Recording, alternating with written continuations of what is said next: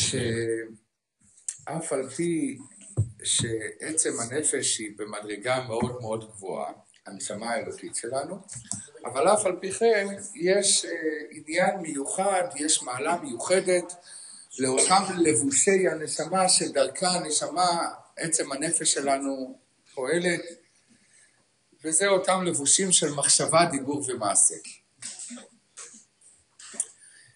אמרנו שלכאורה מחשבה, דיבור ומעשה, כשאנחנו חושבים על משהו, שמדברים על דברים מסוימים, או שאנחנו עושים דברים מסוימים לכאורה, זה דברים זוטרים, דברים מאוד מאוד נמוכים. אז נשאלת השאלה, שאלנו את אותה שאלה, איך אפשר לתאר את אותם דברים נמוכים כחיבור, כאיזשהו סוג של התחברות אל הקדוש ברוך הוא. לכאורה הקדוש ברוך הוא כל כך גדול, כל כך לא מוגבל, כל כך אינסופי. איך אפשר להתחבר לקדוש ברוך הוא האינסופי עם התעסקות בפרטים כל כך נמוכים?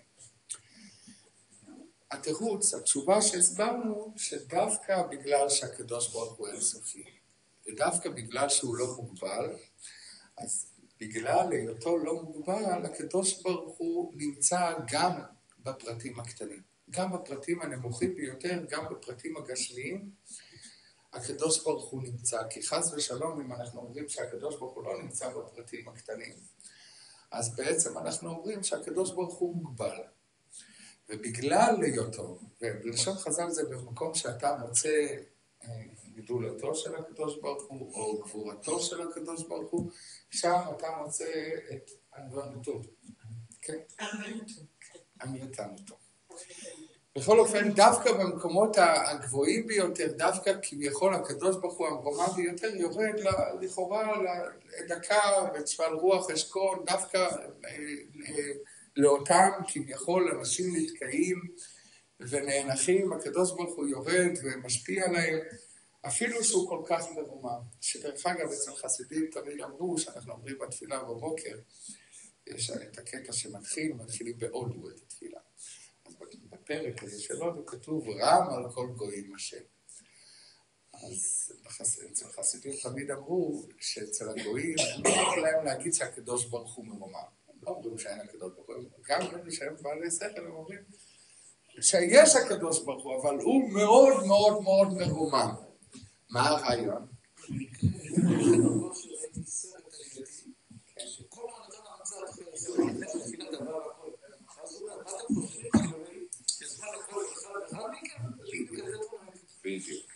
אז זה בדיוק העניין. הרעיון של באמת של אומות העולם שהם אומרים, טוב, יש אלוקים, אבל כביכול כמו שהוא מתאר בתניא פה בהמשך, בחלק הבא, לא בליקוטי אמרים, לא באותם 53 פרקים, אלא בחלק הבא בשער האיחוד והאמונה, הוא אומר שאת אותו רעיון בעצם שהגויים טוענים, עזב השם את הארץ. נכון, הקדוש ברוך הוא עשה את העולם, ברא את העולם, יצר את העולם, וזהו. וגמר את הפרויקט, הוא עבר לפרויקט הבא. כן, הוא עשה את שלו. וכמו שהוא אומר שהשכלים הטיפשים מדמים את זה לאותו צורף שעושה כלי, כמו אותו צורף שעושה איזה גביע יין לקידוש. אז זהו, הוא עשה את הכלי, עכשיו הכלי הזה מחובר אליו, הוא גמר את הכלי, הכלי כבר הפסיק להיות מחובר אליו, וזה אותו רעיון שאצל חסידים אמרו, שאצל הקדוש ברוך הוא כביכול, אצל הגויים, הקדוש ברוך הוא כביכול מרומם. מה הרעיון שהוא מרומם? הרי מה אכפת להם להגיד באמת שהקדוש ברוך הוא נכנס לפרטים? אין לו סנטימנטים ביניהם. לא, בסדר, נגיד שהוא ברא את הבריאה מאוד מאוד נחמדה, הוא עשה בריאה יפה, שכפי שהם אומרים, אנחנו צריכים לשמר אותה, לדבר אותה, לחבב אותה, להעריך אותה, אל תעקור נטוע וכך הלאה, נחמד מאוד. אבל בעצם מה הרעיון שעומד? מה באמת הרעיון שעומד מאחורי העניין הזה שהם אומרים, מה אכפת להם שהקדוש ברוך הוא כן יהיה כאן? זאת אומרת, זה בעצם הרעיון. כי אני אסביר, כשאתה אומר רם על כל גויים, אז הקדוש ברוך הוא לא נמצא בפרטים הקטנים. אז אין לי שום התחייבויות, אין לי שום נקודת השקה עם הקדוש ברוך הוא. הוא עשה בריאה ונחמדה מאוד, ואומרים לו שלום עליכם להתראות, או שלום ולא להתראות, ונגמר הסיפור, בזה נגמר, כן, כן, ובזה נגמר הסיפור. הרעיון שבאמת עומד מאחורי זה, שדרך אגב, אנחנו אומרים רם על כל גויים, אבל לצערנו יש שיטות של אנשים משכילים אפילו, שאנשים אוהבים מאוד לצטט אותם, שהם טוענים את אותו דבר, גם יהודים חובשי כיפה לצערנו.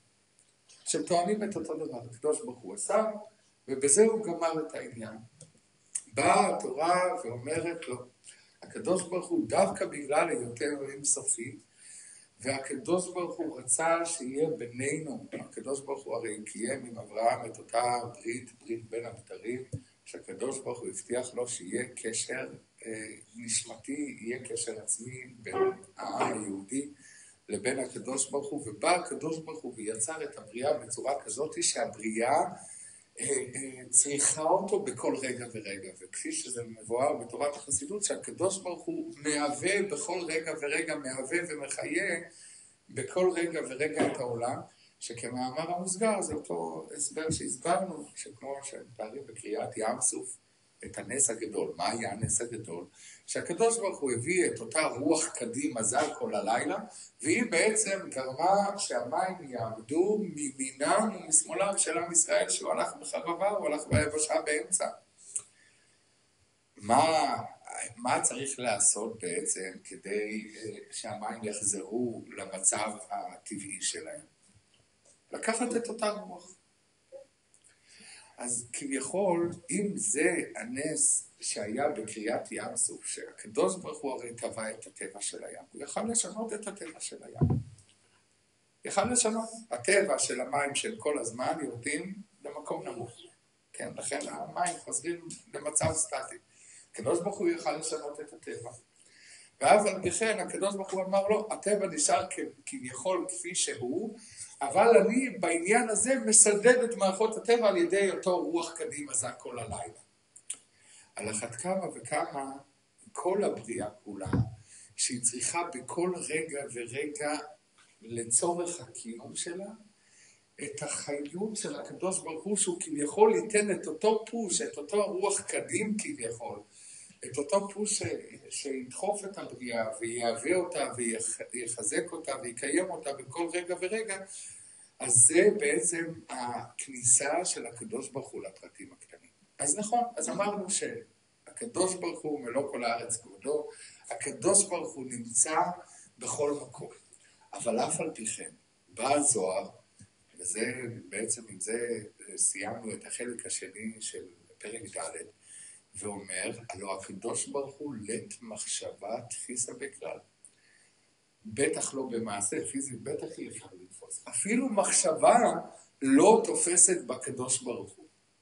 אז הוא שואל, איך אפשר לומר שכשאנחנו תופסים לולב, או מדליקים נרות שבת קודש, איך אפשר לומר שאנחנו תופסים את הקדוש ברוך הוא כביכול, שאנחנו מתחברים לקדוש ברוך הוא? חיבור זה הפירוש תפיסה.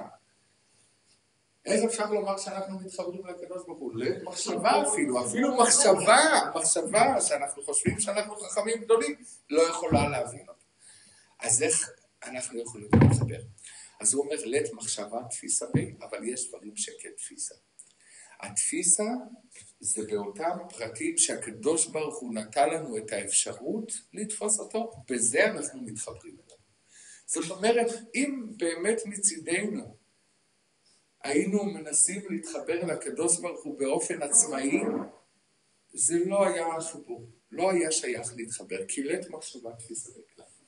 אבל כמו שאמרנו, הקדוש ברוך הוא הושיט לנו איזה חבל תפיסה כדי שנתפוס בו.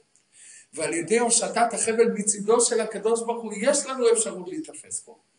והחבל הזה זה בעצם לימוד התורה וקיום המצוות, זה החבל שבו הקדוש ברוך הוא אומר, כשאתם לומדים תורה, או כשאתם תופסים את אותה מצווה, לולב, נרות שבת, הדלקת נרות חנוכה, או מה שזה לא יהיה, בפרטים הללו אנחנו מתחברים עם הקדוש ברוך הוא. הקדוש ברוך הוא אומר, בזה אתם מתחברים אליי.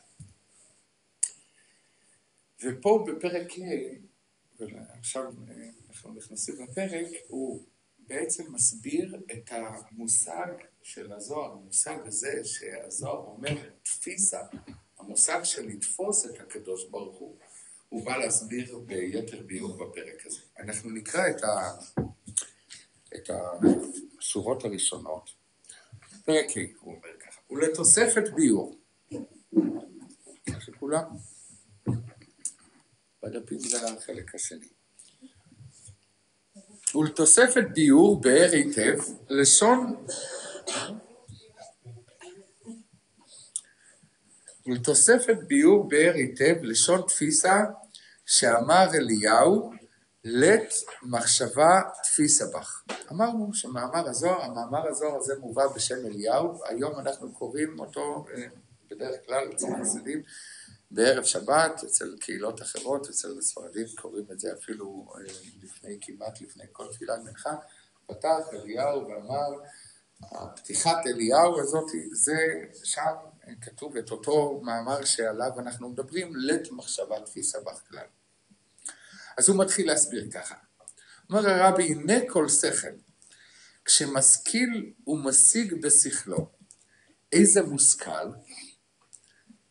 זאת אומרת, כל אחד שמפעיל את כלי השכל שלו, את המוח, והוא מבין איזושהי חוכמה, איזשהו מושכל, הרי השכל תופס את המושכל ומקיפו בשכלו. והמושכל, הוא אומר, נתפס ומוקף ומלובש בתוך השכל שהשיגו והשכילו. וגם השכל מלובש במושכל בשעה שמשיגו ותופסו בשכלו. דרך משל, כשאדם מבין ומשיג איזו הלכה במשנה או בגמרא לאשורה על בוריה, הרי שכלו תופס ומקיף אותה, וגם שכלו מלובש בה באותה שעה. אני אסביר, אבל קודם אולי נקדים איזושהי הקדמה, כדי להסביר בכלל מה באמת, מדוע באמת העולם, ולאו דווקא העולם היהודי, העולם בכלל מייחס חשיבות מאוד מאוד גדולה להשכלה.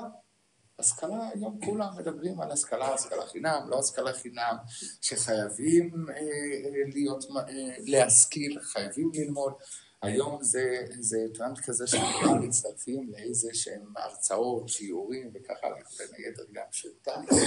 היום כולם יודעים שחייבים השכלה. היום מדינות מפותחות נמדדות לפי רמת ההשכלה שלהם. לפי יכולת ההשכלה של האנשים שבאותן מדינות, לפי זה קוראים למדינה מדינה מפותחת, או פחות מפותחת. למה מייחסים באמת כל כך חשיבות להשכלה? כאילו, מה הסיבה? בני אדם לומדים, אז מה קרה?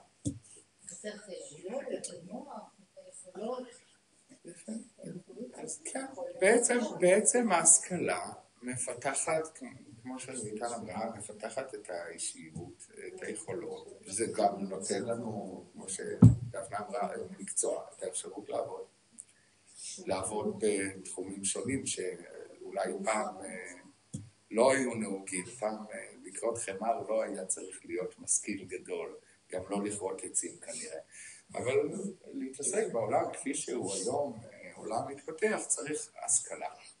אבל כנראה עדיין שלא רק, כי אם זה רק היה אמור כדי לפתח את האישיות שלנו, אז אני לא בטוח שלימוד משוואות בתיכון זה מפתח את האישיות שלנו. או אולי גם לימוד ערבית, אולי זה יעזור למישהו, או חוכמות אחרות, גיאומטריה וכך הלאה. לא בטוח שכל מיני מקצועות שאנחנו לומדים בתיכון או אפילו ביסודי, הם יפתחו באמת את האישיות שלנו. אז למה באמת לומדים? אז באמת זו שאלה לא פשוטה. כי בן אדם בעצם יכול ללמוד כל מיני דברים בתיכון, במכללה, באוניברסיטה, ובסוף לא להשתמש בהם בחיים בכלל. בכלל לא להשתמש בחיים. ואם הוא לומד, למשל, שאלתי בדיוק, דיברתי אתמול עם מישהו שאמר לי שהוא לומד הנדסה. אז שאלתי, זאת אומרת, מה התכלס? אז הוא אמר, קודם כל אני לומד הנדסה. שיהיה לי את התארים, אז אני החליט לאיזה כיוון בהנדסה אני רוצה, יותר הנדסה לבניין, ככה לא, אבל כשיהיה לי את הכיוון אני יותר לפני. או לאידך, המון שואלים, המון אנשים בחוץ שואלים, גם שאלו אותי כשהייתי צעיר יותר, היום כבר לא שואלים, אבל כשהייתי צעיר, איזה תוארים יש לך? זאת אומרת, למדת 18 שנים. 18 שנים? לא, כל אחד לומד 18 שנים. למדת 18 שנות לימוד. איזה תעודות יש לך? אז לך תסביר שאת האמת של לעשות תעודת רב, מי שבאמת יושב ולומד, אולי זה לקח חצי שנה מהחיים, שנה מהחיים. באמת כדי לעשות את תעודה, כדי לדעת מה שרב אמור לדעת כדי לפסוק את ההלכות הרגילות, אז צריך ללמוד שנה, מי שיושב ולומד. ומה עשית עוד 17 שנה? זאת אומרת... למדת מהניסיון. כן, אז בשביל מה ללמוד 17 שנה? זאת אומרת, למדת, שנה לוקח, זאת אומרת, בגיל, נגיד שרצית להגיע לאיזה גיל מסוים, שאפשר פה להיבחר בחינות להסמכה לרבנות בגיל 17. אז מגיל 17 עד 18, מה הלאה? אז מה התשובה באמת? התשובה היא שהלימוד עצמו, הוא עצמו עיקר. לאו דווקא מה שהוא נותן לי בפיזית, מעשית, זה שאני אלך וייצר עם זה איזשהו מקצוע או איזושהי הכנסה. הלימוד עצמו, כשלעצמו, הוא זה שחשוב. למה? אז זה בעצם מה שהוא מסביר פה. מה שהוא מסביר פה שההשכלה, כשבן אדם לומד תורה, החיבור של יהודי שהוא לומד תורה, הוא בעצם תופס בשכל שלו את התורה. התורה שהוא לומד היא מוקפת בשכלו, השכל כל כולו מוקף בתורה. אני זוכר אולי כזאת הקטנה, שהחוזר הראשי של הרבי, זה שהיה חוזר על השיחות של הרבי, במשך כל 50 שנה ששמעו מהרבי שיחות, היה אחד שהיה חוזר, אפילו כבר מכירים אותו, הרבי יולקן, שהוא היה חוזר ממש, יכל לחזור על שיחה גם של 8 שעות ו10 שעות מילה במילה. אחרי זה, כמו טייפ הוא הקליט. ומזה באמת כתבו את השיחות של הרבי, כי הרבי בעצמו לא כתב את השיחות, וכתבו, הרבי עבר עליהם, על חלקם בכל אופן, על רובם, אבל מפיו כתבו את השיחות של הרבי. ואני זוכר שפעם אחת הגעתי אליו הביתה, והוא ישב על הספה בתנועה כזאת מרושלת, הוא היה בן אדם קצת מאוד מאוד מרושל בחיים, כן, שיהיה בריא. הוא היה יושב ככה בתנועה כזאת מאוד מרושלת, והעיניים שלו תקועות שם באיזה נקודה. והגעתי אליו בשביל לשאול את איזה משהו, אני לא זוכר כבר אפילו מה. ואני זוכר שאני נכנס, זה היה נכנס אליו די הרבה פעמים, זאת אומרת, זה היה רגיל, אבל אני מזיז כיסא, איך שהוא נמצא, זה זז לו מול העיניים. חוץ מלתפוס אותו ולנער אותו, עשיתי הכל. והבן אדם לא היה איתנו, לא היה. עד שאחרי כמה דקות ממושכות בעיניי, בכל אופן לא הסתכלתי על השעון, כן, היהודי הזה היה יהודי שכמו שמסופר אצל חסידים, מסופר אצל אחד מהחסידים הגדולים של אדמו"ר הזקן, שהוא היה לו עסק ביערות, פעם יהודים, אלה שהיו עשירים כמוהו בכל אופן, היה חוכר יערות גדולים, היו צריכים עצים לכל מיני צרכים, להעסקה, לבניית אוניות, לכל מיני דברים שהיו צריכים עצים, והיו משיתים אותם במורד הנהר. בן אדם כזה גם יכל לאבד, זאת אומרת, הכל יכל להתהפך, איפשהו להתקלות בדרך ולעוף לכיוונים שלא רצו בכלל, וכנראה היה מאבד את נכסיו, אבל סמכו במידה מסוימת על יכולות גבוהות מסוימות כנראה. בכל אופן מסופר שהוא היה עשיר גדול. והוא, כמו כתוב שחכמים חז"ל אומרים, שבן אדם שרוצה לאבד את ממונו, אז יזכור פועלים ואל ישב עמהם. אם אתה רוצה שהכסף שלך ייעלם, תיקח פועלים ואל תעמוד עליהם. ותלך. אז הוא קיים את מאמר חז"ל. הוא הגיע לים, בשעה שהפועלים חטבו, כנראה הגויים, לא יודע מי הוא השיג שם, חטבו את העצים. אבל זה היה ביום ראשון, ובשבת הוא שמע מאמר מהאדמו"ר הזקן, שמאוד מאוד ישב לו בראש, הוא רצה לחשוב אותו שוב. אז הוא הגיע ב8 בבוקר, ומסופר שב5 העוזר שלו נדנן אותו, הוא נשען על עץ, וב5 העוזר שלו נדנן אותו ואמר לו שאם אתה לא תלבש גרגל ותעמד עכשיו להתפלל מנחה, אתה מפספס את מנחה. אז הוא נראה אותו, שאל אותו מה בשבת, אמר על המאמר של שבת. אז זהו היה פירוט, הוא לא שם לב מה נעשה איתו, וזה, הוא היה, השכל שלו עכשיו, כל כולו, כנראה שלא, הוא בכל אופן היה עשיר, כנראה היו לו כמה זכויות, או שראו אותו מהפחד. יש מושג הלכתי שגם אם הבן אדם נמצא, יש במושג של ההלכה קוראים לזה מירתת, זה נוגע להרבה דברים בהלכה, שיש את אותו פחד של הפועל. כשהוא רואה שהבעל הבית נמצא בשטח, גם אם הוא עסוק במידה מסוימת, אבל הוא יודע שבעל הבית נמצא בשטח. שזה דרך אגב, זה נוגע להלכה, יש למשל מושג שהרבה לא יודעים, בהלכה, בשר שנתעלם מן העין, למשל. בשר שלא ראו אותו והתעלם מן העין, הוא אסור באכילה. אסור באכילה. זאת אומרת, בשר שאנחנו לא יודעים על מקורו, שלום.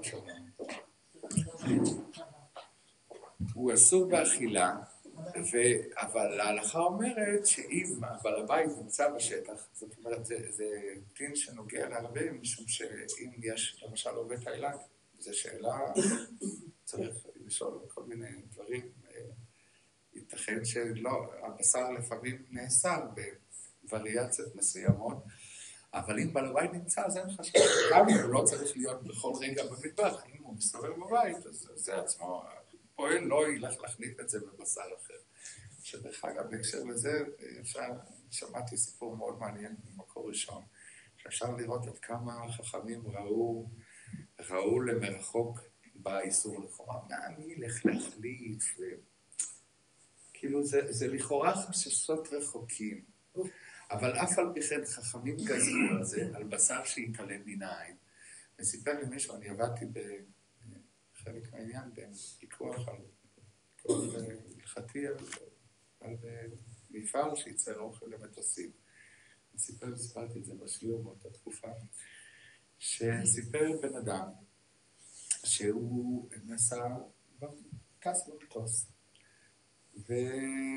ומגישים סנדוויצ'ים שבתוכם יש חזה עוף או נקניק, פסטרמה וככה, אחד מהמנות היום אלעל גם זה סוג של חיסכון, שהוא מגיש מנת ביניים שהיא סנדוויץ', לא מנה שלמה, פעם הוא היה עושה מנה שלמה, היום המנה השנייה היא מנת ביניים שהיא סנדוויץ', ושמו לו סנדוויץ' והוא יהודי שמקפיד על קלקה וחמורה, והוא החליט שסנדוויץ' זה סוג של קביעת סעודה, נכון שהלחמניה כשלעצמה היא מזונות.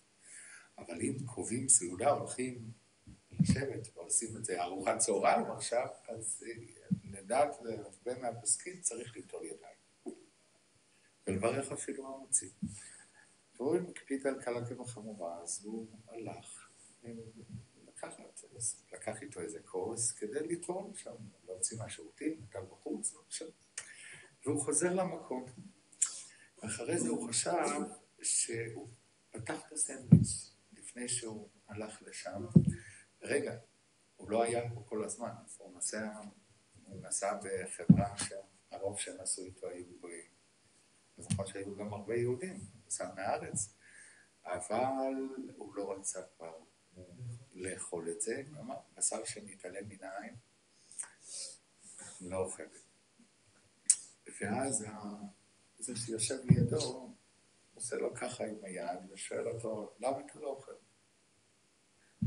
אז הוא אמר לו שלא, יש לי איזה בעיה, הוא שאל אותו מה הבעיה. אז הוא התחיל להסביר לו מה שגוי יכול להבין, להסביר לו שיש לנו בדעת איזה משהו שמוסר. אז הוא אומר לו, הוא בא שההוא החליט והוא נהיה מאוד עמום. הוא אמר לו, החכמים שלכם צדקו. שאל אותו למה. אז אמר לו את האמת, אני ראיתי שאתה מקבל מנה סגורה. המנות גלת עטופות בשרינק. האטום, שהכל סגור והרוס ולא פתוח. ואני קיבלתי אוכל פתוח.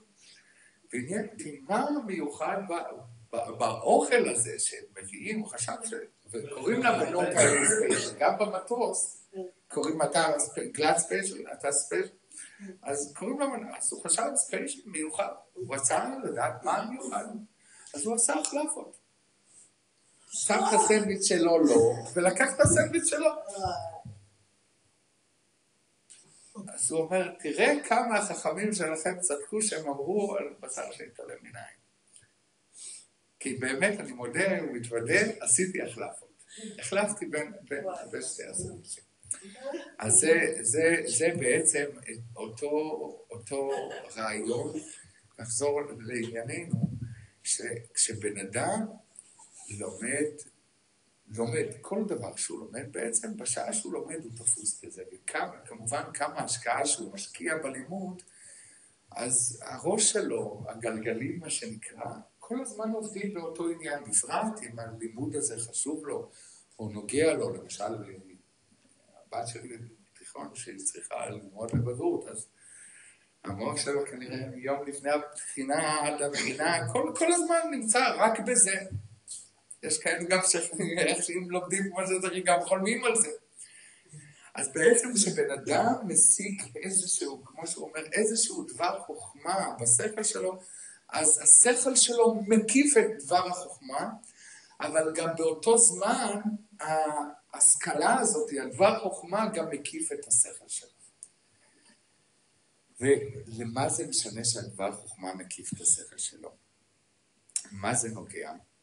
אז האמת שפה צריך להגדיר שהלימוד בעצם הוא סוג של, אם נקרא לזה, יש פה כמה שלבים, יש פה איזושהי פירמידה.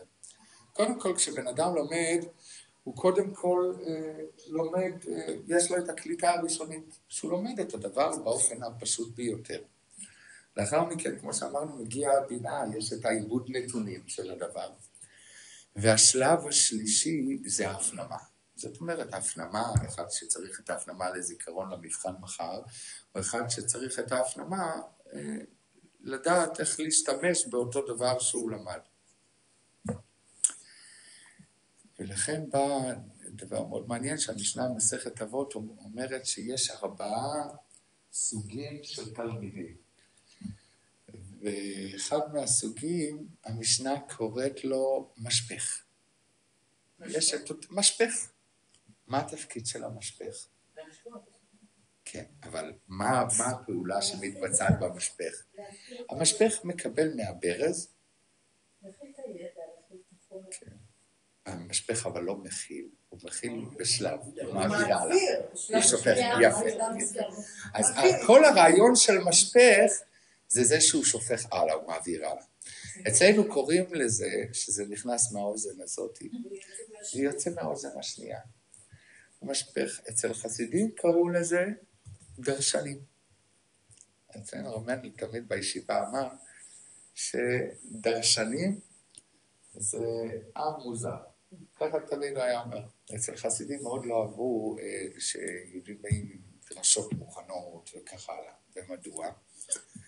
היה תמיד את אותה בדיחה, כביכול אצל חסידים, שאמרו שדרשן אף פעם לא מפנים. כשהוא שומע איזה משהו יפה, איזה דבר תורה יפה, איזה חידוש, איזה סיפור, הוא לא לוקח את זה לתשומת ליבו. הוא מיד אומר, אוי, יש לי מה לדרוש בפעם, בדרשה הבאה. זאת אומרת, הוא מיד לוקח את זה לכיוון המשפך. הוא מיד לוקח את זה לכיוון הזה, אוי, יש לי עוד משהו להגיד, יש לי עוד סיפור, יש לי עוד משהו, עוד איזה דרשה להגיד, והוא לא לוקח את זה, הוא בעצם לא מפנים את הדברים, אלא, מה? זה לא חיובי? זה חיובי להיות משפך, שדרך אגב רבי תמיד אמר, שזה אחד מהדברים שחב"ד מתאפיינים בהם, שיש את אותו פסוק תורה ציווה לנו משה מורשה, רבי אמר שאפילו כל הידיעה של יהודי, כל ההשגה שלו, הוא יהודי רחוק, שכל מה שהוא יודע זה רק שתורה ציווה לנו משה, שמשה רבינו נתן את התורה, שיעשה את זה מורשה, שגם את זה יעביר לזולת. כן, שיעשה את זה מורשה.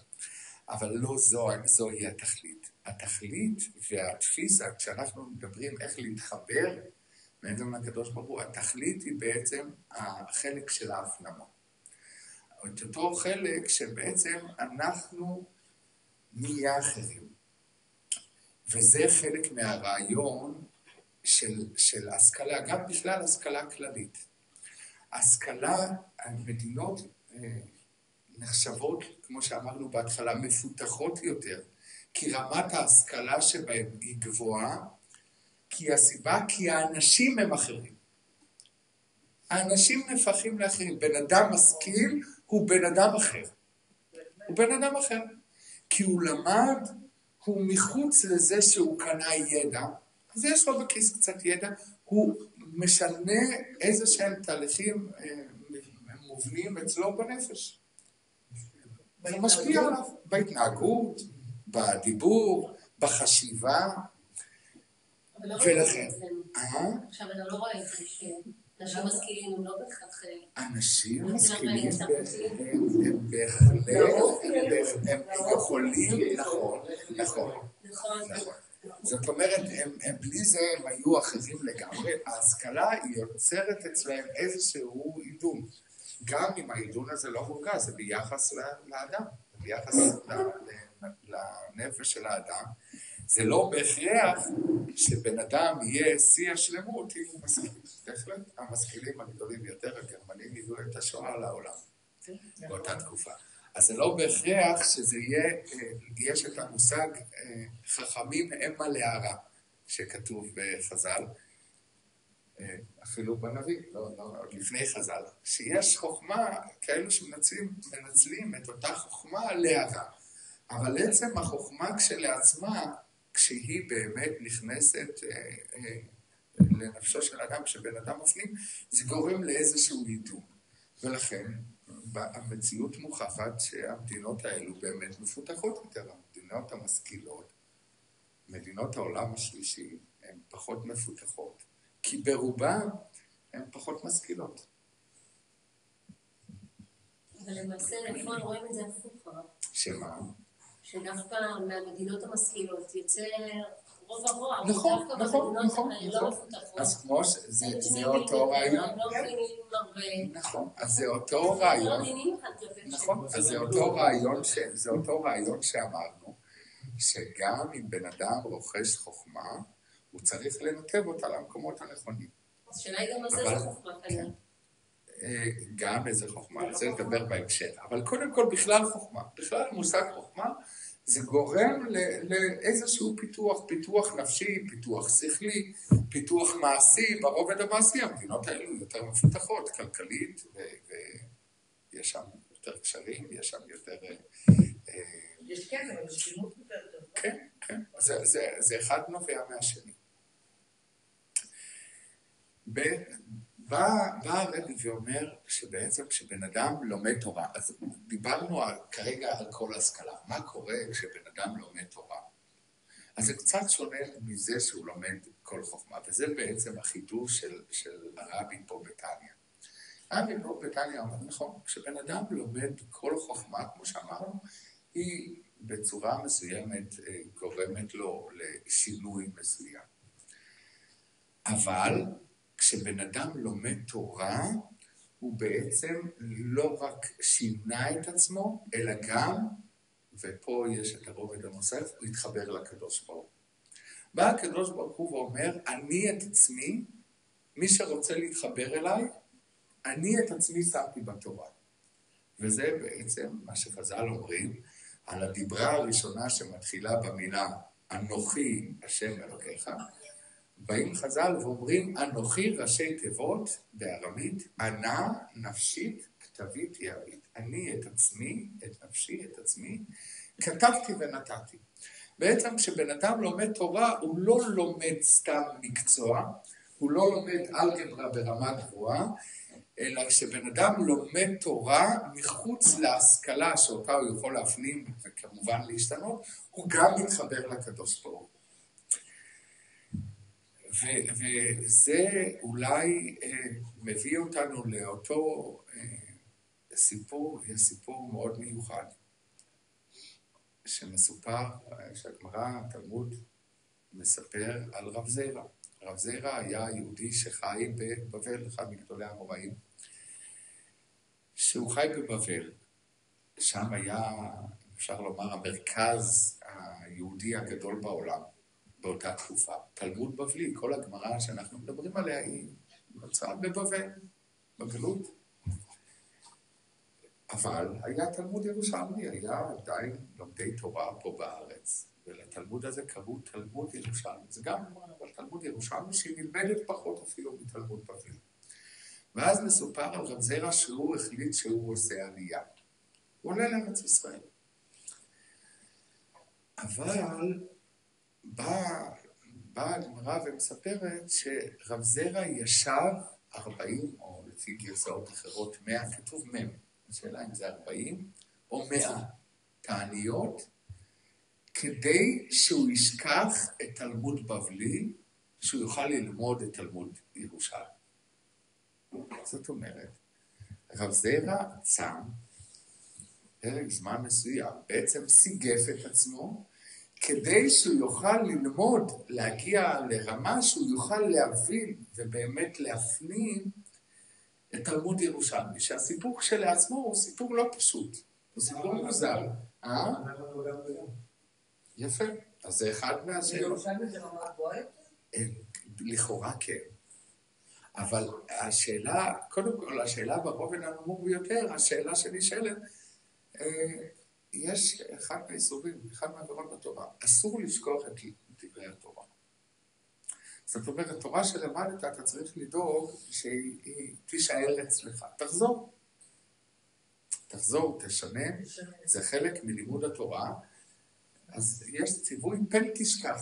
איסור, אחד מהאיסורים בתורה, פן תשכח, אסור לשכוח. איך רב זירא עשה פעולה, מה שאני דעתי, כשאני שכחתי מה למדתי אתמול, מה לעשות, זה סוג של אונס, הייתי עסוק בעבודה, בדברים אחרים, אבל רב זירא צם כדי שהוא ישכח, כדי לעבור כביכול על איסור, איך היה מותר? אז התשובה לכאורה, שבאמת כמו שהייתי אמרה, שבעצם יש מצב שבן אדם, אם הוא רוצה לעלות למדרגה יותר גבוהה, אז אומרים, זה לא שיחה אמיתית, אלא בעצם הוא מגיע לרף יותר גבוה, הוא לומד את התורה במדרגה נעלית יותר. אז בסדר, אפשר להבין מדוע הוא צם. השאלה היא באמת מהותית. למה הוא באמת צם? למה באמת? למה אי אפשר גם וגם? התשובה היא שלימוד התורה אמור להיות, כפי שהוא אומר, שהשכל שלך יקיף את כל התורה, והתורה כביכול תקיף, תהיה מונחת אצלך בשכל. מה שאנחנו קראנו, לא שלב הקליטה והעיבוד, אלא ההפנמה, זה צריך להיות כל כך מופנם אצלך, עד שזה יהיה חלק ממך. למשל, דוגמה, מסופר שפעם איזה חסיד שמע זה נקרא פלפול מאחד מגדולי ישראל, שהוא אמר שיש איזה תוספות בגמרא, איזה פרשן בגמרא שאומר כך וכך. וקם החסיד, הוא דפק על השולחן ואמר לו, לא יכול להיות. לא יכול להיות. אז הוא אמר לו, אחרי השיעור, אנחנו נלך ונבדוק אם יכול להיות או לא יכול להיות. הם בדקו, ובאמת לא היה. התוספות בכלל כתב משהו דומה, אבל אחר לגמרי. ממה שאותו דרשן, ממה שאותו אחד אמר. הוא שאל את החסיד, איך אתה, הרי אתה לא זכרת את התוספות הזה, איך אתה בדיוק ידעת שלא יכול להיות שהתוספות אומר כזה דבר?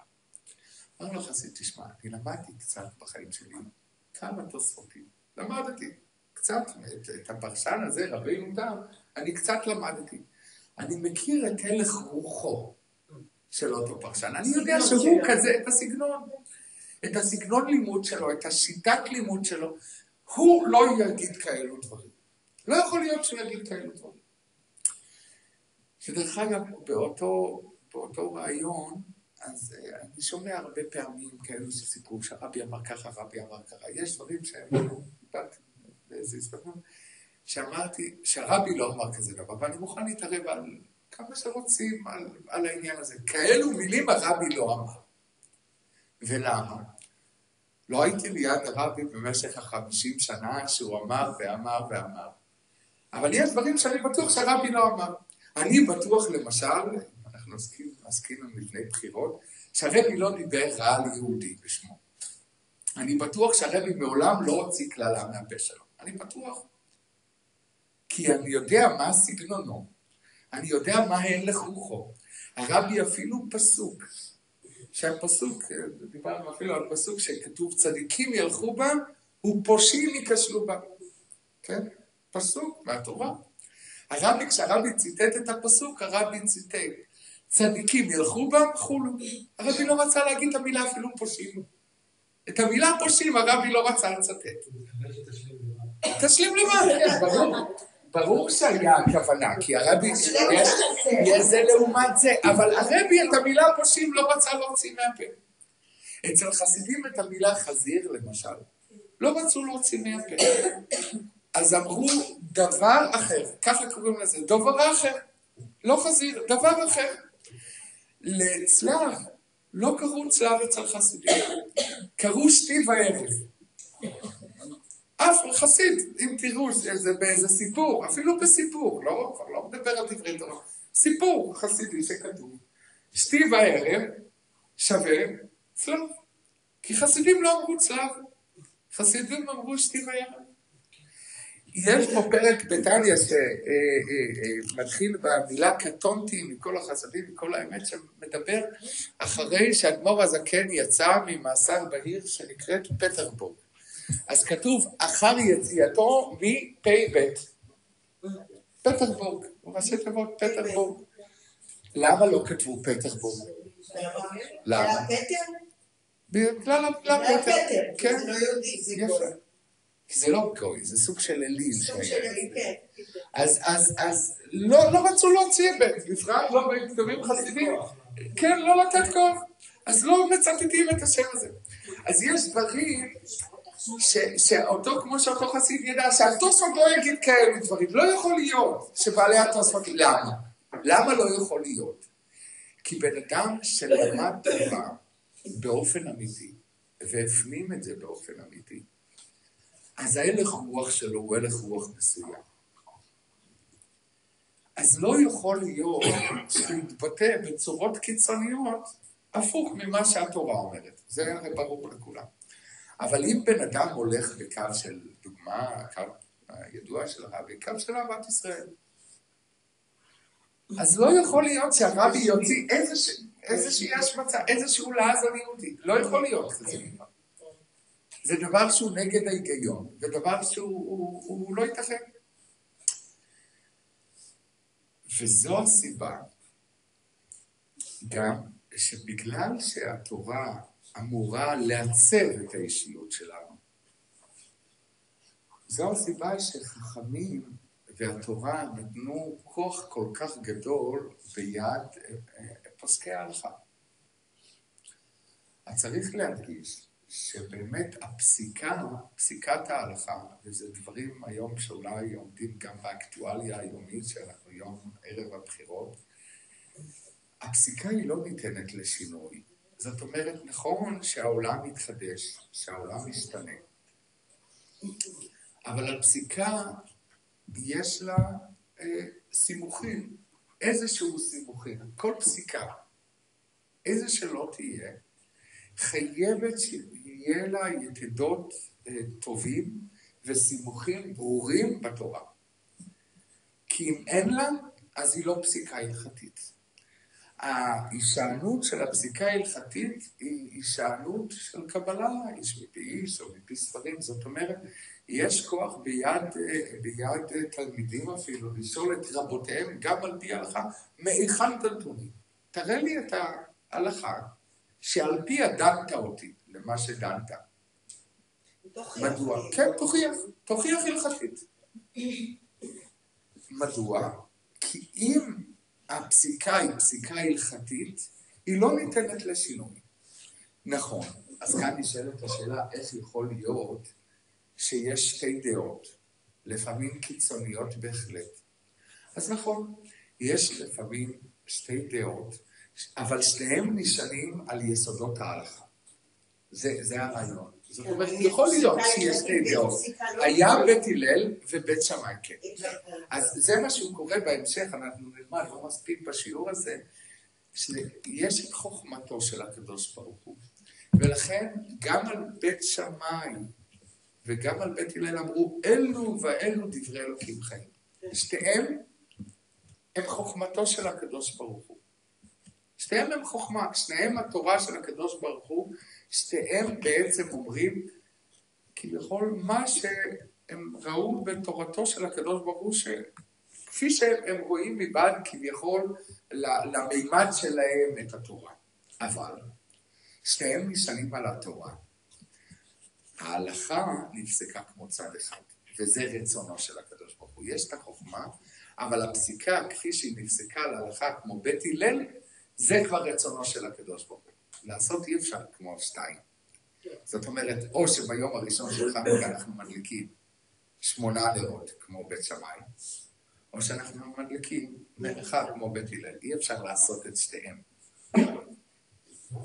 אפשר שחלותי. כן, המצווה היא חלוקיה אחת, וככה יש דברים שממש אי אפשר. זאת אומרת, אם אחד אומר כשר ואחד אומר טרף, ברור שאתה חייב להחליט או כשר או טרף. מי מחליטים משהו? אמרנו באחד מהשיעורים הקודמים שיש את חוכמתו ורצונו, אומר הרמב"ם, שזה הוא עצמו. החוכמה, אי אפשר, אצלנו אפשר להפריד את החוכמה מאיתנו, אבל מהקדוש ברוך הוא, את החוכמה שלו היא לא נפרדת ממנו, משום שכמו שאמרנו, הוא כולל את הכל, אז הוא כולל גם את החוכמה, זה חלק ממנו עצמו.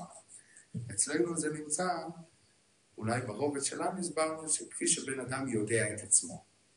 זאת אומרת, בן אדם שמרגיש שכואב לו, הוא לא צריך שמישהו יגיד לו, נכון, כואב לך עכשיו הבטן או הרגל. הוא מרגיש את עצמו. אז ככה, אצל הקדוש ברוך הוא, החוכמה שלו, זה חלק ממנו עצמו. הוא המדע והוא היותר. זה סך הכל משל, כי אפילו הרמב"ם אומר, שדבר זה ביכולת האדם להבינו על בוריו. מה זה שזה הוא בעצמו, זה אי אפשר להבין עדיין, עד הסוף. אבל אפשר להבין שהקדוש ברוך הוא שהוא ברא את החוכמה, החוכמה היא, זה חלק ממנו. יש את החוכמה, את ההשכלה, ויש את השלב המעשי, שזה הרצון. זאת אומרת, בכל דבר יש את החוכמה, ויש את הרצון. הרצון המחוגה, מצופה, מה מצפים ממך? יש את הלימוד, ויש את מה מצפים שתיקח. יש אחד ששומע דרשה, שיעור, הרצאה, והוא לוקח את הסיפורים, אבל זה לא מה שמצופה, מצופה גם הרצון. יש את החוכמה, נשאר בגדר החוכמה. יש את הרצון. אז החוכמה של הקדוש ברוך הוא, גם הפסיקה של בית שמאי, היא חלק מחוכמתו של הקדוש ברוך הוא. זאת אומרת, בוא ניקח את זה עוד יותר. אם בן אדם ילמד בתורה, את כל מה שבית שמאי אמר, ולא נפסקה ההלכה כמותו. הוא קיים מצוות לימוד תורה, הוא למד תורה, אז זה לא נפסק להלכה ככה. לא פסקו כמותו. הוא בעצם לומד, או ניקח עוד יותר. אם יש, בתורה יש איזה שלב ביניים שנקרא אהבה אמינה. זאת אומרת, היינו חושבים. יש שלב של הנחה, אולי נגיד ככה, ואז בא תלמוד, הגמרא ואומרת, לא, הפסיקה, המסקנה היא אחרת לגמרי. אם בן אדם ילמד את כל האהבה אמינה שבגמרא, או את כל השאלות שבגמרא, הוא למד תורה? הוא למד. למה? כי זה חוכמתו של הקדוש ברוך הוא. הוא בזה שהוא למד את זה, עדיין הוא עשה את רצונו של הקדוש ברוך הוא לא. אם הוא יתנהג על פי ההלכה, הוא קיים את רצונו של הקדוש ברוך הוא, אבל ללמוד את חוכמתו הוא למד. הוא התחבר אליו ברובד של החוכמה, של לימוד התורה, הוא התחבר אל הקדוש ברוך הוא. ברובד המעשי הוא לא התחבר. השאלה שלי, חוסר ידע והבנה, מי יודע את הרצון? מישהו, אנשים ידעו את רצונו של הקדוש ברוך הוא. יפה. אז קודם כל, הקדוש ברוך הוא נתן את התורה. אחרי התורה באה המשנה. המשנה בעצם היה סוג של פרשנות לדברי התורה, כפי שהם נכתבו. מי שיראה את ספר התורה מבפנים, ידע שהתורה נכתבה, וכך היה אמורה להיכתב, ללא ניקוד, ללא פיסוק. בדיוק בפרשה האחרונה למדנו על זה שיחה בשיעור בבית חב"ד, שכתוב 6 ימים, וכאן כתוב תעשה או תעשה. אז הקריא שאנחנו קוראים זה תעשה מלאכה. אולי כתוב תעשה. ובשביל זה באה המסורת של חז"ל מקבלת התורה. חייבים, אם מישהו יקרא בתורה תעשה, ב6 ימים תעשה מלאכה, יש מקומות שכתוב תעשה. אני מדבר בפרשה שלנו, האחרונה שקראנו, והקל פקודי, אם מישהו יקרא תעשה, השומעים לא יצאו ידי חובה בקריאת התורה. כי זה שינוי משמעות גם. תעשה, זה כפי שמוסבר, כאילו היא עשויה, כאילו תעשה מעליה. לעומת זאת, תעשה זה ציווי, תעשה. אז מי עשה את זה? קבלה איש מפי איש, מהר סיני. כשמשה רבינו ירד, הוא נתן את התורה כפי שהיא נכתבה, אבל גם היו את אותם דברים שנמסרו בעל פה. והדברים עברו לדורות הבאים במשך הזמן, עד שבא רבי יהודה הנשיא, הוא ראה שאנשים התפזרו, אם לא יהיה מישהו שירכז את כל ההלכות שנמסרו ואת כל הפרשנות של התורה שנמסרה כפי שהיא, כולל הניקוד שלה והפיסוק שלה שלא נמצא, אין הרי פיסוק לתורה ואין ניקוד לתורה, ואסור לנקד את התורה, זאת אומרת ספר תורה שנקדו פסול, אסור לנקד אפילו את התורה, לא מדבר על חומש אלא את ספר התורה. אז במידה מסוימת באו החכמים ובא רבי יהודה הנשיא שהוא היה גדול ישראל בזמנו, והוא ריכז את כל מה שחכמים אמרו. בשלב יותר מאוחר באו חכמים ודנו בפרשנות שניתנה, הפרשנות שרבי יהודה הנשיא ליקט וריכז תחת הכותרת משניות, או 6 סדרי משנה, מה שאנחנו קוראים. אז באו אחרי זה חכמים ודנו, כי הריכוז היה מאוד מאוד מתומצת, מאוד מאוד מתומצת, וכל התלמוד בעצם בנוי לפרש את המשנה. זה השלב של התלמוד. ולאחר מכן הגיעו הפוסקים הראשונים. היה כמה תקופות, אני מרכז את זה באופן כללי. היה תקופת מיד אחרי, הגמרא היה אחרי התנאים והאמוראים, היה הגאונים. רבי גאון, רבך גאון, וככה תקופת הגאונים, שמהם התחילה תקופת מה שאנחנו קוראים הראשונים. הראשונים אלו האנשים שבעצם לקחו את הפרשנות של התלמוד והורידו את זה לפסים יותר מעשיים שהיו נהוגים כבר ב1000 שנים האחרונות, עם ההשתנות גם של העולם. ואחרי זה הגיע שולחן ערוך. אולי החיבור הגדול ביותר, בעל סדר גודל הגדול ביותר אחרי תקופת הראשונים, זה היה לפני בערך 500 שנה, שזה מרן הבית יוסף ואחריו הרמה שכתב את דבריו על דברי הבית יוסף, שהבית יוסף, מרן הבית יוסף פסק יותר לקהל הספרדי, לארצות המזרח, והרמה הגיע במקום שהוא היה חלוק אליו, שהנוהג בארצות האשכנזיות היה אחרת, הוא פסק אחרת בהתאם לבני אשכנז, שזה תקופת השולחן. זה בעצם, אם אפשר לומר בגדול, השתלשלות התורה כפי שהיא. אבל כל כולם, מהראשונים שקיבלו מפי משה, מיד בתחילת מסכת אבות במשניות, אז כתוב, משה קיבל תורה מסיני, ומסרה על ידי יהושע, וישוע לזקנים, וזקנים לנביאים, ונביאים מסרו על אנשי כנסת הגדולה, ואז מתחילים להגיד, הם אמרו 3 דברים וכך הלאה. זאת אומרת, היה גלגול של התורה שהוא קיבלו אותו איש מפי איש, התורה נמסרה במסורת, וכל הדברים שנכתבו בתורה שבעל פה, שבהתחלה היה איסור אפילו לכתוב אותם רק בגלל הפסוק עת לעשות להשם הפרו תורתך. הפרו במידה מסוימת, כלל מסוים בתורה שאסור לכתוב את תורה שבעל פה, לכן קוראים לתורה שבעל פה, כדי שאנחנו נוכל ליהנות ולא נתפזר יותר מדי, אז ריכזו את זה. רק בגלל שחשבו שהתורה תשתכח מעם ישראל. אז ריכזו בעצם את תורה שבעל פה. אבל ההלכה, גם בתקופת הגאונים, גם בתקופת הראשונים, גם מרן בעל השולחן ערוך אורמה, כולם מסתמכים על הכללים הבסיסיים שהתורה נתנה אותם. ואנחנו אומרים לפני תפילת הודו בבוקר, ב13 דברים התורה נדרשת, על החומר, פרט וכלל וכלל, וכך הלאה. יש שיטות מסוימות, שבהם ואך ורק בהם התורה נמסרה והתורה נלמדת. לא בדברים אחרים, רק בהם התורה נלמדת.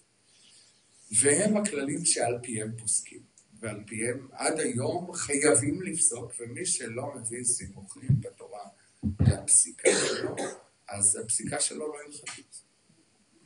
נגמור רק את העניין הזה, שזוהי הסיבה שרואים שהתורה נתנה כוח כל כך גדול ביד החכמים, משום שהחכמים במידה מסוימת הפנימו בלימוד שלהם כל כך את התורה, עד שהיא הפכה לחלק מהם. ולכן יש גם הלכות שנוהגים לכיבוד וכבוד תלמידי חכמים. אותם הלכות, דרך אגב, שנוהגים בכבוד, בכיבוד, ספר תורה. כשהספר תורה יוצא מהארון, צריך לעמוד ככבוד. כך גם שרואים תלמיד חכם, את רבו, כתוב, צריך לעמוד. יש עוד הלכות, אפילו הדיוקים של הפרטים, זה כמו ספר תורה. אתם יודעים, ההלכה אומרת שספרי תורה יש להם פעמונים או כתר, אז ההלכה אומרת שאם אתה שומע אפילו את הכתר, גם אם מביאים את זה מחדר אחר, יש בתי כנסת, שהספרי תורה בבית כנסת הגדול, אבל מתפללים גם בחדרים הקטנים, בתי כנסת גדולים, עכשיו בכפר חב"ד, אז אם מוציאים ספר תורה בבית כנסת הגדול, אז באמת הבן אדם יכול להגיד, רגע, הספר תורה עוד לא הגיע לכאן, אז אני לא צריך לעמוד. באה הלכה ואומרת, אם אתה שומע כבר את הפעמונים, אתה כבר צריך לעמוד. הספר תורה כבר עומד. זה בעצם אומר לך, שאתה לא יכול להתעלם, הספר תורה כבר בדרך. זאת אומרת, הספר תורה בשבילך הוא כבר כאן. אז ההלכה אומרת דבר מאוד מעניין, שאם זה רבך המובהק, שכביכול את רוב הידיעות שלך בתורה קנית ממנו, זה לא סתם רב, תלמיד חכם, גדול בתורה, אלא זה רבך המובהק, באה ההלכה ואומרת, שאפילו אם אתה שומע שהוא מתקרב, גם אם לא ראית אותו בפועל, כבר יש את חובת המידה, שזה דבר שלעצמו מאוד מעניין. ממש נתנו את אותם, כביכול את אותו דין של כבוד, למה? כי באים חז"ל, באה תורת החסידות, ואומרת, כשבן אדם לומד תורה, אם הוא מפנים אותה באמת, אז זה נהפך לחלק מהאישיות שלו. אז הוא חושב תורה, זה שהלכו לשאול צדיקים, אדמו"רים, בשאלות מסוימות, לכאורה בשאלות של עסקים למשל. מה הוא מבין? הוא בקושי יודע איך נראה הדולר. מה הוא מבין בעסקים? הרעיון הוא לא רק הכוח המיסטי, הכוח הרוחני שיש לאותו אחד. ייתכן, ברבי היה גם את זה, אבל לא רק בגלל זה כנראה התייעצו איתו בכל מיני דברים, אלא בגלל שהשכל שלו נהפך לשכל התורה. החשיבה שלו נהפך לחשיבה נכונה, כפי שהתורה פועלת בעולם. ולכן התורה באמת, הפסיקה ההלכתית לפעמים ראו במידה מסוימת שהיא יוצרת אפילו שינוי מהותי בעולם. ואולי בסיפור הזה, אולי בשתי סיפורים אפילו דומים, וזה נספר סיפור אחד, סיפור שסיפר אחד מהשלוחים של הרבי באנגליה, אני שמעתי את זה ממנו בעצמו, קוראים לו הרב שמואל לוב. סיפר את זה כל כך הרבה פעמים שהסיפור הזה מאוד יושב, שזה מראה עד כמה כוח של פסיקה הלכתית לשנות משהו בעולם. בבית חב"ד, היה בית חב"ד בעיר לידס באנגליה, שרצו להרחיב את המבנה, האנשים הגיעו והחליטו שהגיע הזמן להרחיב את המבנה. רק כשהם התחילו לאבד את התוכניות וכך הלאה, ונודע, התפרסם קצת בעיר, שהם הולכים להגיש תוכניות להרחבת בית חב"ד, אז הירוקים, מה שנקרא, קפצו. כי היה באותו מקום שבו הלכו להרחיב, היה עץ, שהוא בסביבות 200 שנה. וכמו שהיום יש שימור מבנים, יש גם שימור עצים. ועץ בין 200 שנה, זה עץ עתיק, היסטורי וכך הלאה, והם הוציאו צו מניעה שאי אפשר יהיה לכרות. אז הוא לא יכול, בעצם התוכניות הפסיקו בעיבם, משום שאי אפשר היה לבנות בגלל חתיכת עץ. עץ ישן בין 200 שנה, אבל אי אפשר לבנות. ואז השליח כתב לרבי. כתב לרבי. מה עושים?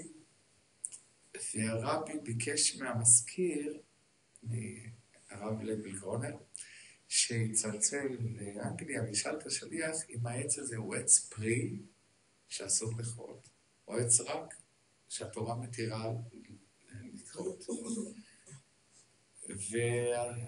והמזכיר של הרבי הגיע עם תשובה שלא, זה לא עץ פרי, זה עץ רק. הרבי אמר, לא, הכל יהיה בסדר. למחרת הייתה סופת הוריקן, והורידה את העץ. סיפור, עשה שהיה. מחרת סופת הוריקן והורידה את העץ. למחרת. זה סיפור מיוחד, זה סיפור קיצוני אולי, שרק אם שומעים את זה מפי בעל המעשה מבינים שזה האמת, אבל זה סיפור שנותן מימד ויש גם בהלכה, גם בתלמוד, לגבי כל מיני דינים שכתוב שאם רב פסק על פי תורה פסיקה מסוימת, אז זה יכול, מאוד מעניין, יכול לשנות את מציאות העולם. זה כוח מסוים שהקדוש ברוך הוא נתן, דווקא בגלל החיבור, כי הוא אומר, הקדוש ברוך הוא אומר, ההתנהגות, ההוראות שימוש בעולם, זה התורה, תורה מלשון הוראה. אז אם אתה פוסק כפי שאני רוצה, אז המציאות גם תשתנה. ולכן היה את כל הניסים, המסעת הגיבורים ביד חלשים ורבים ביד מעטים וכך הלאה, כי זה המציאות שהקדוש ברוך הוא החליט שתהיה בעולם. אז ככה היו צריכים להתנהג. הקדוש ברוך הוא אמר שאם יהודים ימסרו את נפשם, עדיין העם היהודי יישאר. שגם אם יבואו אליו הרבה שעות, עדיין העולם היהודי יישאר. כי יש ברית שקרותה בינינו לבין הקדוש ברוך הוא, אז נשארים. יש עוד סיפור שבזה נסיים. סיפור עם יהודי שחי לפני 60 שנה, הדור ההורים שלנו, עוד המבוגרים שביניהם הכיר אותו, יהודי מיוחד במינו, שהיה רב בעיר מאוד מאוד גדולה ברוסיה, הוא היה גאון, אחד מגאוני, אפשר לומר, מהגאונים הגדולים ביותר שהיו בדורות האחרונים, קראו לו רבי יוסף רזין, הוא היה חסיד חב"ד גם, שלעצמו היה גאון עולם, פשוט גאון עולם שהריצו אליו שאלות מכל רחבי העולם, שאלות הלכתיות. והיה גאון, הוא לא היה אדמו"ר ולא היה עושה ניסים וכך הלאה. הוא היה יהודי פשוט במהותו, אבל גאון עולם, פשוט גאון עם שכל שמיוחד. המעניין אצלו היה שהיה לו שערות מאוד מאוד ארוכות, ממש מאוד מאוד ארוכות, יש תמונות של שערות מאוד ארוכות. והרבי פעם סיפר שאחד מהסיבות שאמרו אצל אנשים שאם אצלנו כתוב בחסידות שהשערות הן מותרי המוח, הם כביכול הפסולת של המוח, אצלו הפסולת הייתה בה כל כך הרבה חיות שאם היו גוזרים לו, היה כואב לו כפשוטו. כן, אצלו זה, כן, אולי זה על דרך שמשון, אני לא יודע, אבל אצלו זה היה בזה חיות, השכל שלו היה כל כך, אני שמעתי בעצמי סיפורים גם מחמי, אבל גם סיפורים של יהודים שהכירו אותו. היה יהודי אצל הרבים, קראו לו הרב ארוזוב, שסיפר לנו שהוא היה הולך בבית כנסת שלו, היה בית כנסת קטן, שהוא היה הולך מצד אל צד, במשך יום שלם, מצד אל צד, ומדי פעם היה מסתכל בספר, מדרדר, פותח, הוא היה ממשיך ללכת. הראש שלו כל הזמן היה עובד, והוא אומר, הרבי סיפר את הסיפור, שהוא אמר שבשבת הכי קשה לו, משום שהוא לא יכול לכתוב. כשהוא כותב, אז הוא קצת ממקד, הוא קצת בפוקוס על מה שהוא חושב. וכשהוא לא יכול לכתוב, אז המחשבות שלו רצות, הוא לא משתלט. כן? עד כדי כך. הוא היה גאון עולם. מסופר שהגיע אליו דואר מהעירייה, 2 חילופי תשלומים, לא יודע, ארנונה, מיסים, מים, חשמל, אני לא יודע מה הגיע אליו. הוא אמר שאחד שזהו באמת מגיע שהוא צריך לשלם, אבל השני אמר שהוא לא מבין למה הוא צריך לשלם, על פי דין תורה אין כזה חילוף תשלום, כזה דבר. ובאמת, אחרי כמה, והוא לא שילם, ואחרי כמה ימים שלחו אליו מכתב שחייבו אותו בטעות, והוא לא צריך לשלם את המס הזה או מה שזה היה. זה אולי גם סוג של ביטוי, כאילו, הוא לא בעל מופתים, שוב, הוא לא אחד, הרבי כן, איך שאומרים, אבל הוא לא כזה איש של רוח הקודש ושל מופתים וככה, הוא איש של פסיקה הלכתית, הוא ראה את כל העולם מבעד למשקפיים של התורה. זה הייתה ההסתכלות שלו, ולכן בן אדם שההסתכלות שלו היא כזאת, אז הראייה שלו, הוא עידן את השכל שלו כל כך, שהראייה שלו גם בענייני העולם, גם אם תשאל אותו מה אתה חושב, אז הראייה שלו גם אם לא תמיד תצליח בהכרח. יש הרבה דברים שלא תלויים בשכל, כן? שלמה המלך כבר כתב, לא לחכמים לחם. שכל לא, זה לא דבר, שם נרדף לחוכמה. לא לחכמים לחם. לא לכל החכמים יש לחם. יש הרבה חכמים מובטלים. יש הרבה חכמים רעבים. לא לחכמים לחם. אבל זה הנכון. לפעמים זה לא תמיד מצליח, יש דברים שהם פייס, שלא תלויים בנו כל כך. טוב, סיימת. אני רוצה לשאול שאלה. כן. לגבי התורה, למה מתכוונים שאומרים 70 פנים?